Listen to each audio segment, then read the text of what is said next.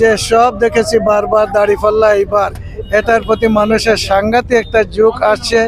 এবং আমরা দেখতে পাচ্ছি আজকের পথসভায় বিশাল একটি মিছিল আমাদের মেডিকেলের অর্থোপেডিক বিভাগের বিশিষ্ট ডাক্তার।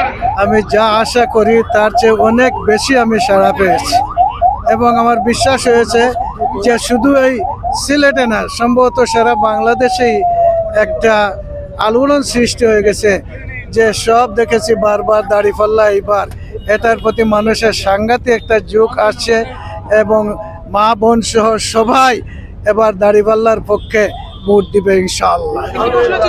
বিষয়টা হলো, এটা একটা কথা আছে, এটা আছে কোরআন হাদিসের কোনো কথা না, কিন্তু এরপরেও সিলেট হচ্ছে একটা মর্যাদার আসন। এখানে শাহজালালের মাজার রয়েছে, শাহপুরানের মাজার রয়েছে, অনেক দিক দিয়ে সিলেটের বৈশিষ্ট্য আছে। রিমিটেন্স সিলেটিরা খুব বেশি দেয়, এই কারণে এই আসনটা হচ্ছে মর্যাদার আসন এবং এই আসনের প্রতি সারা দেশের একটা গুরুত্ব থাকে, এইটা আমরা বিশ্বাস করি। লেভেল প্লেইং ফিল্ডের জন্য আমরা বারবার বলছি, এটা করার জন্য আমরা আশা করি এই কমিশন চেষ্টা করছে এবং করবে, না করলে তার জবাব ঠিক সময় মতো দেওয়া হবে ইনশাআল্লাহ। বিসমিল্লাহির রহমানির রহিম।